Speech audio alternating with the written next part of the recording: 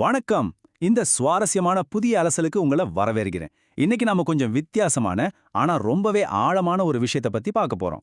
தமிழ்நாட்டுல ரொம்பவே பிரபலமான ஒரு ஆன்மீக அறிவிப்பு பலகைய, அதாவது ஒரு ஜீவநாடி செய்திய எந்த ஒரு மத சார்பும் இல்லாம ரொம்ப தர்க்க ரீதியாகவும் நடுநிலையாகவும் நாம டீகோட் பண்ண போறோம். இதுல இருக்கிற ஒவ்வொரு வார்த்தையும் ஒவ்வொரு படமும் என்ன சொல்ல வருது அப்படிங்கறத நாம தெளிவா புரிஞ்சுக்கலாம்.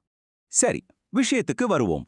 இன்னைக்கு நாம என்னென்ன பார்க்க போறோம்னா, முதலாவதாக சித்தரின் செய்தி, இரண்டாவதாக அந்த புனிதமான இடம், மூன்றாவதாக இதற்கான துல்லியமான ஜோதிட நேரம், நான்காவதாக தேவர்களின் வருகை, அப்புறம் இறுதியா வாக்களிக்கப்பட்ட அந்த ஒளிவட்டம். நம்ம கண்ணுக்கு முன்னாடி இருக்கிற இந்த முழுமையான ஜீவநாடி அறிவிப்பு போஸ்டரா கொஞ்சம் பாருங்க. பார்த்த உடனே இதுல நிறைய கலர்ஸ், தெய்வங்கள், எழுத்துக்கள்னு கொஞ்சம் குழப்பமா இருக்கலாம். ஆனா கவலையே வேண்டாம். இதை நாம பகுதி பகுதியா பிரிச்சு அந்த வார்த்தைகளுக்கு பின்னால் இருக்கிற அர்த்தங்களையும் அவங்க முன்வைக்கிற ஆன்மீக கருத்துக்களையும் ரொம்ப ரொம்ப ஈஸியா புரிஞ்சுக்க போறோம். முதல் பகுதி, சித்தரின் செய்தி. இது உண்மையிலேயே யாருடைய வாக்கு? இந்த போஸ்டர்ல ஜீவநாடி வாக்கு அப்படின்னு ரொம்ப தெளிவா சொல்லியிருக்காங்க. ஜீவநாடி அப்படின்னா என்ன? சிம்பிளா சொல்லணும்னா இது ஒரு உயிருள்ள தீர்க்க தரிசனம். அதாவது நேரடியா அந்த ஸ்பாட்ல வழங்கப்படுற ஒரு ஜோதிட செய்தி. இங்கே இது மாமுனிவர் அகத்தியரோட நேரடியான உயிருள்ள செய்தியா முன்னிறுத்தப்படுது.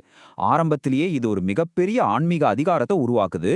இது ஏதோ பழமையான ஏடு கிடையாது, நேரா உங்ககிட்ட பேசுற வாக்கு அப்படிங்கறதான் இதோட மைய கருத்தே. சரி, இதுல உண்மையில யார் பேசுறாங்கன்னு கவனிச்சீங்கன்னா அதுல தான் ஒரு சுவாரஸ்யம் இருக்கு. இது ஒரு தனிநபரோட குரல் கிடையாது. முதல்ல ஓம் அகத்தீசாய நம அப்படின்னு அகத்தியரை வணங்கி ஆரம்பிக்கிறாங்க. அப்புறம் இது அகத்திய பெருமானின் ஜீவநாடி வாக்குனும் கரூரார் சித்தர் உரைத்த வாக்குனும் குறிப்பிடப்பட்டிருக்கு.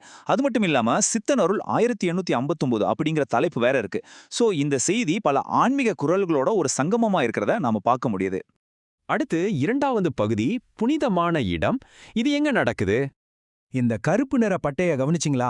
கரூர் பசுபதீஸ்வரர் ஆலயத்தின் சிறப்பு அப்படின்னு அதுல ரொம்ப பெருசாவே எழுதியிருக்காங்க. இந்த ஒரு வரி ஒட்டுமொத்த தீர்க்க தரிசனத்தையும் எங்கோ வானத்துல நடக்கிறதா சொல்லாம ஒரு குறிப்பிட்ட பௌதிக இடத்தோட, அதாவது நம்ம கரூர் பசுபதீஸ்வரர் கோவிலோட ரொம்ப உறுதியா இணைக்குது. இது மக்களை ஒரு குறிப்பிட்ட புவியியல் இடத்துக்கு வரவழைக்கிற ஒரு நேரடியான வழிகாட்டல்னு சொல்லலாம். இப்போ இந்த அழகிய ஓவியத்துல ஒரு சூப்பரான விஷயம் இருக்கு. மேல இருக்கிற எழுத்துக்கள் எந்த இடத்தை சொல்லுதோ அது அப்படியே நம்ம கண் முன் நிறுத்துது இந்த படம். கோவிலோட கருவறைக்கு முன்னாடி ஒரு சித்தர் அமைதியா உட்கார்ந்திருக்க, அவரை சுட்டி பக்தர்களும் முனிவர்களும் தெய்வங்களும் கூடி வணங்கி நிக்கிறத இந்த ஓவியம் செம்மையா காட்டுது. உரை சொல்றத அப்படி ஒரு விஷுவலா மாத்திருக்காங்க. மூன்றாவது பகுதி, ஜோதிட நேரம். இது எப்போ நடக்கும்? இடம் கரூர் பசுபதீஸ்வரர் கோயில்னு தெரிஞ்சிடுச்சு. ஆனா எப்போ? அதுக்கு ஒரு கச்சிதமான பிரபஞ்ச டைம் டேபிள் கொடுத்திருக்காங்க. எப்போ அப்படிங்கிற கேள்விக்கு சித்திரை மாதம் அஸ்தம் நட்சத்திரம் அப்படின்னு ஜோதிடர் ரீதியா நேரம் ரொம்ப துல்லியமா குறிக்கப்பட்டிருக்கு. இது ஏதோ ஒரு சாதாரண நாள் கிடையாது. இது ஒரு குறிப்பிட்ட நட்சத்திர சீரமைப்பா ரொம்ப ஸ்ட்ராங்கா குறிக்குது. பொதுவா நாம ஒரு விஷயத்த ரொம்ப முக்கியம்னா என்ன பண்ணுவோம்? திரும்ப திரும்ப சொல்லுவோம் இல்லையா? அதே போலதான் இந்த உரையில சித்திரை மாதம் அஸ்தம் நட்சத்திரம் அப்படிங்கிற வார்த்தைகள் சிவப்பு நிற எழுத்துக்கள்ல அடைப்புக்குறிக்குள்ள 2 முறை ஆழமா பதிவு செய்யப்பட்டிருக்கு. இத வாசிக்கிற பக்தர்களுக்கு இதுதான் நீங்க செயல்பட வேண்டிய மிக முக்கியமான தகவல் அப்படிங்கிறத உணர்த்தவே இப்படி அழுத்தம் திருத்தமா சொல்லியிருக்காங்க. நான்காவது பகுதி, தேவர்களின் வருகை. இங்க யார் யாரெல்லாம் வரப்போறாங்க? இந்த குறிப்பிட்ட நேரத்துல என்ன நடக்கும்னு போஸ்டர்ல சொல்லிருக்காங்க தெரியுமா? மனிதர்களோடு மனிதர்களாக தேவாதி தேவர்களும் தேவேந்திரனும் சித்தர்களும் அங்க வருவாங்கன்னு உரை சொல்லுது. அதை மெய்ப்பிக்கிற மாதிரி தான் ஒளி வீசும் தெய்வச் சிலைகளும் முனிவர்களும் சாதாரண பக்தர்களோடு இணைஞ்சு நிக்கிற மாதிரி வரையப்பட்டிருக்கு. உண்மையிலேயே இது விண்ணும் மண்ணும் இணையிற ஒரு காட்சியை நமக்கு உருவகப்படுத்துது.